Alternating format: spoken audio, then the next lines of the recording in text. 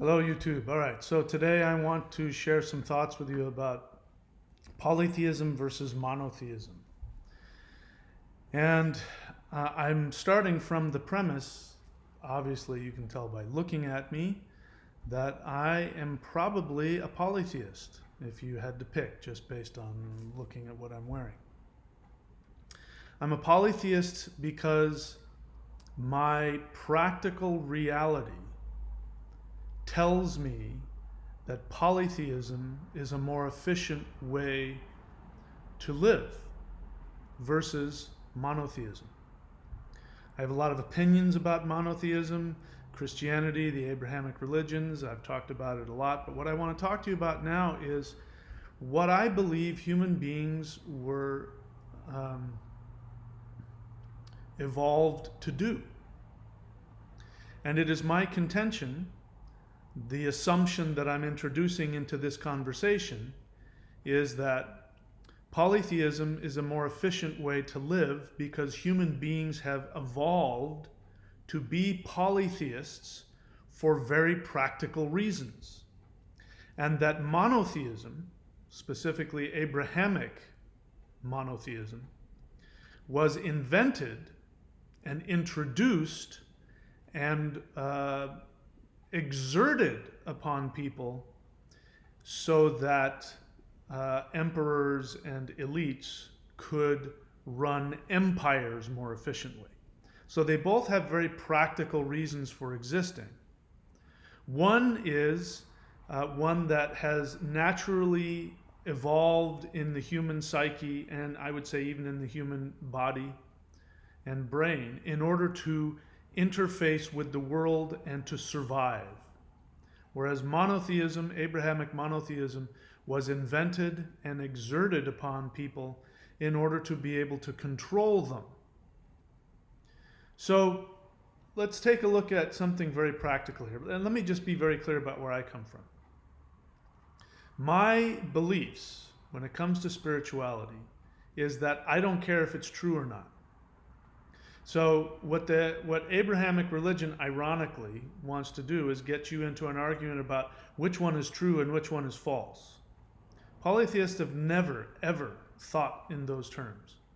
In fact, if you take your, I'm not going to say all Hindu polytheists, but if you talk to a lot of Hindu polytheists and you ask them, is Ganesha real? They would say, oh, absolutely.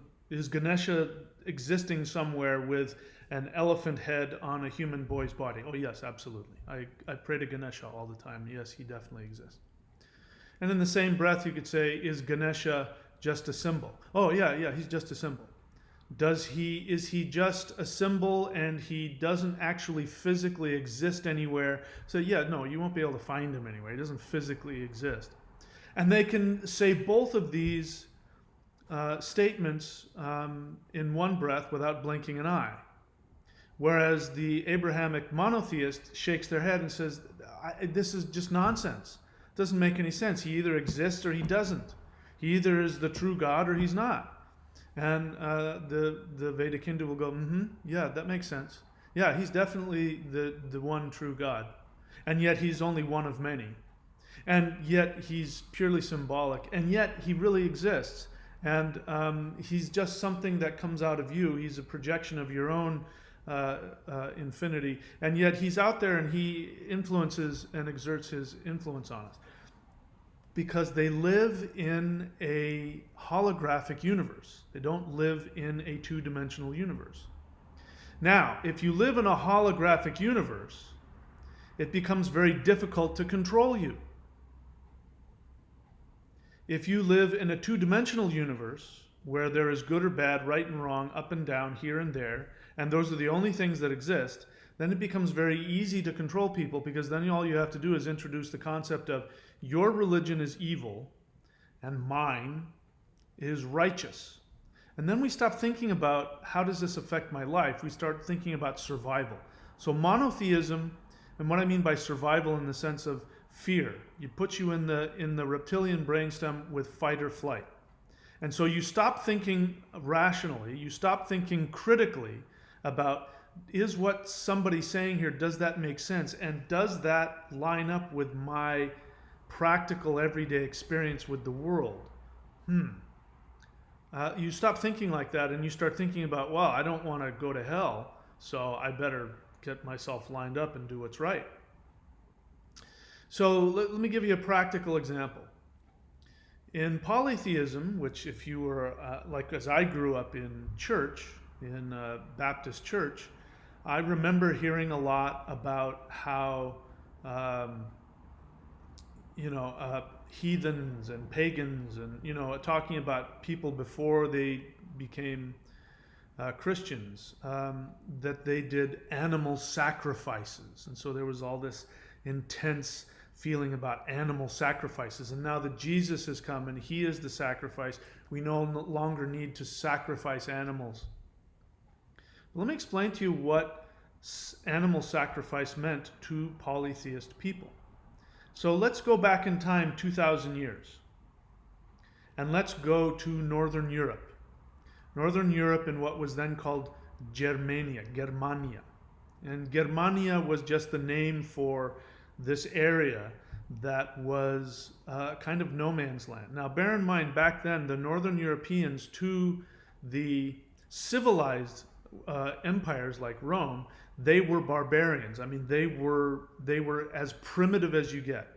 When we look at pictures of tribes people in New Guinea, that have never seen anybody from the outside, or uncontacted tribes in the Amazon, the way that we view those primitive people is exactly the way that Northern Europeans were viewed by the civilized people. What's ironic is now those very primitive barbarians, have been running the world for the past, few hundred years. That's the ironic thing about that. But 2,000 years ago, Germania was a swamp jungle. It was just thick forest and swamp, and that's one of the reasons the Romans couldn't conquer the Germanic tribes people, is because they just couldn't get all of their equipment through the swamp and the thick forest and all of that. So these were primitive tribal people who had primitive ways. Let's go back in time 2,000 years. Now these people were polytheists and they were nature worshipers. And they had to do that to survive, because if you didn't worship nature, if you didn't worship the seasons, if you didn't observe nature and how nature worked and personify it in a shamanic, nature worshiping polytheist way, very simple, you did not survive. So it was a practical way of surviving with your external reality. One of the things they did is they did animal sacrifices. Now when we can just go to the store and we can buy a giant side of beef for almost nothing and eat it, that sounds really, why would they, it's so barbaric and it's so superstitious, but it had a very practical function. First off, to sacrifice, let's say you had to sacrifice a cow. Say you were going to sacrifice a cow to Freja, the goddess of fertility, as the spring was coming, so that more children would be born and so that the crops would grow and all the things like that. Now that may sound superstitious, but here's the practical benefit of doing that. A cow was worth the equivalent then, if you were just a tribal, polytheist, hunter-gatherer / farmer, a cow was worth probably the same amount as, I'm going to say, like 3 or 4 automobiles. I mean, it was a lot. It was huge. It was a huge amount of what would be the equivalent of money. And so what you would do is that you would sacrifice the cow, and of course the priest would come and do his thing, and you would take the blood, and this is where the word blessing comes from. Blessing means blood, comes from blood. And they would take a sprig of a tree and they would dip it in the blood, and they would flick the blood on people to bless them, because this was energy. The way they looked at it is that the blood of the animal was the life force energy. That's what they were offering to the gods. because that's the only thing the gods could consume was life force energy. So they were taking the life force energy of this incredibly valuable animal. If it was a cow, the cow gives milk, it gives cheese. You know, if you don't even have to kill it, you can live off of what that cow gives you, right? You can even use the dung as fire fuel. I mean, people do it all the time. So it provides, just as living there, just being alive, eating the grass, it gives you all kinds of things that you can live off of. So they were choosing to sacrifice that, give the life force energy of that to the gods in return for whatever it was that they wanted, prosperity, fertility, good luck, whatever it was that they wanted. Now, that's as far as people go. Monotheists will go that far and say, that's ridiculous, blah, blah, blah, whatever their reasoning is. But then what would happen is once they had bled the cow, sacrificed to give the blood to the gods, blessed the people with the blood of the cow, then what would happen is they would offer the cow to the gods. And the way they would do that is they would slaughter the cow, and they would take the meat and they would put it on the sacrificial fire. Sacrificial fire would burn and the smoke would go up to the gods, and the gods fed off of the energy of the blood as well as the smell. The gods, the spirits, they feed off of the smell, the sacrifice. The smoke of the sacrifice was the offering that would go to the gods, and they would feed off of that. And then here's the practical reality. Then they would take the meat that was just served and and cooked over the fire, and they would give it to the whole village. So whoever it was that was making the sacrifice wasn't just making a sacrifice to the gods. It was a gift to the whole village so that everybody could survive, because back then meat was hard to come by. If you couldn't go out and hunt for it, then you had to take from your stock of whatever your beasts of burden were that were helping you in all kinds of ways, and you had to sacrifice their lives to get what you wanted. And as you did that, you fed the whole village. So this is what people misunderstand about that. Now, I don't do animal sacrifices. There's no need for me to do that. I can go down to the store and get as much chicken and fish, because that's all I eat, as much as I want, and it costs basically nothing. But back then, it cost a hell of a lot, and it was a huge sacrifice. Now, that act of the religious ceremony of sacrificing that cow actually went towards keeping people in the village alive, and it created bonds within the people. Because guess what happens? That guy who does that sacrifice, guess what's going to happen after that? Everybody is going to feel connected to that person. Everybody's going to want to make sure that person has what they need. Guess who's going to get what they need if they need a roof fixed? You know, the guy who didn't eat and was able to feast on protein and enjoy the connection because with the rest of the tribe because of the sacrifice of that guy. That guy's going to come over in a second and say, hey man, I'll fix your roof for you. Don't worry about it. It's going to create bonds. Now people are bonded together. They survive. Being able to know the phases of the moon, being able to look at the trees and know what's going to happen, when things are going to change. I'm here in Australia, and as I hear it, I can't say this, I know it firsthand, but as I hear it, the indigenous people here know when it's going to rain far ahead of time, because they can see the leaves on the trees start to shift to get ready for the rain that's going to come. So they know ahead of time when the rain's going to come. They know how long it's going to stay dry, because they know how to read the communication from the earth around them. And as it so happens, they're polytheists and shamans, and they worship the ancestors, and they worship the gods, and they worship nature, because it has a practical effect on their survival. So, the idea, now let's take a look at the sacrifice of Jesus for the sins of humanity. Bear in mind what I just said about what the practical effects of the sacrifice. The sacrifice wasn't just some thing that you did, like going to church. It had a practical function in society. I'm sure that people, in those times when people lived in direct communication with the natural environment, and they lived close to the earth, they weren't, full of technology. They had to interact with the reality of nature around them. They didn't make sacrifices lightly. When they did it, they thought it through, and they had very real reasons for things that they wanted to achieve. And we know that it is an exchange of energy between the human realm and the spiritual realm for survival, for physical survival. What I'm trying to say is that it had a practical, physical benefit to human beings in that moment. It helped them think more clearly. It helped them live in a way that used their critical thinking skills. Polytheists are critical thinkers.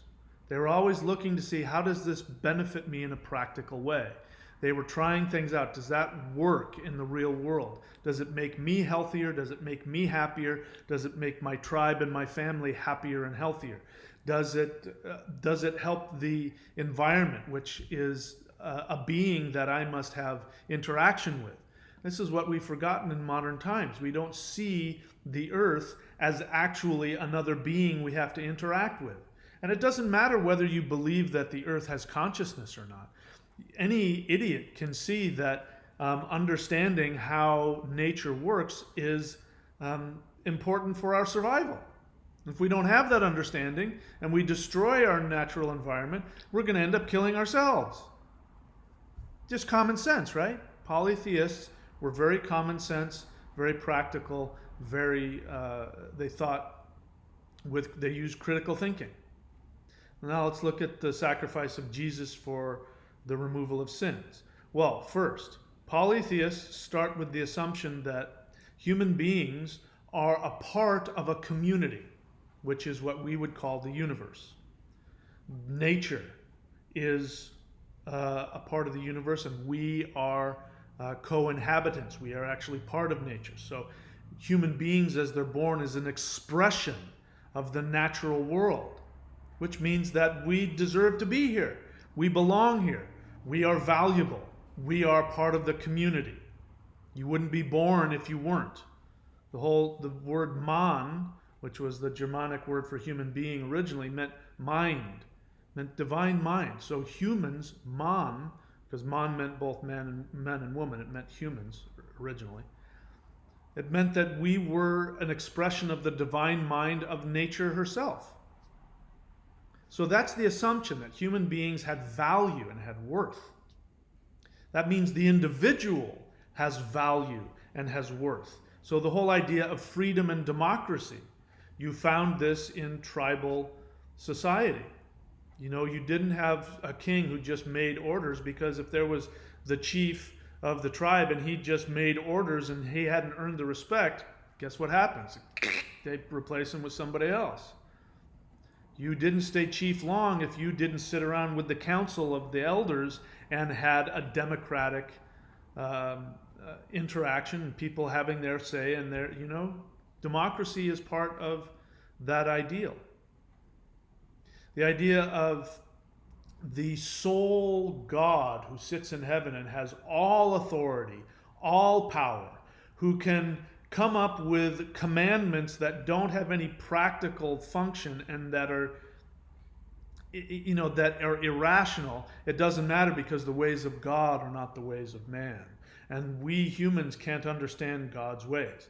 That is a very convenient way to keep someone in power, so that the king can say, I represent the God and I'm saying this, and it doesn't make any sense to you, and it's difficult and it's challenging, and those people are going to die, but I have decreed it. Monotheism gives justification for tyrants, and that's what divine right, if you've studied history, the kings of Europe in Christian times had divine right, meaning that they represented God on earth, and what they said was true. Jesus even says it himself, to give unto God what is God's and give unto Caesar what is Caesar's. meaning pay your taxes and follow the laws, even if they're wrong. And then you have the sacrifice of Jesus for human beings, where God, this being who created everything and controls everything, for some reason wasn't able to create humans effectively enough, and they're evil. The moment that they're born, they're infected with this evil sin that God hates, and he's doing everything he can not to destroy them. And so he takes the rage that he has towards his own ineffectual creation and pours it out on his son, who is perfect, slaughters him, and then takes that blood and wipes his own face with it, so all he can see is the blood of his son instead of looking at the sin of the people he's created. And thereby the blood of Jesus covers over your sins. And it has no connection to the practical value of what sacrifice was, which was the equal exchange of energy. Now we look at it and we look at what they thought about, which was the equal exchange of energy between the human and the divine. And even if you don't believe in any of that, that's perfectly fine, because in reality, the equal exchange was happening between the people who had and the people who didn't have, because the people who had would make sacrifices of valuable meat and give it to the village, in which case the village would turn and reciprocate and give back their love and their labor to each other, and it would create unity. It had practical value. The sacrifice of Jesus has no practical value other than to make you feel guilty, to make you more willing to obey impractical and irrational commands. It makes you more willing to put your cross on your back and obey the tyrant and be part of the cogs in the machine that run the empire. If you want to learn more about it, go to thunderwizard.com and subscribe. If you want to see all of my books and my videos and all of my services, you can go to courses.thunderwizard.com. And of course, subscribe and hit the bell button so you know when I do more of these videos. All right, that's it for me. We'll talk about this some more, but I was just thinking about this morning, so I thought I'd share it with you. All right, that's it. Talk to you guys later.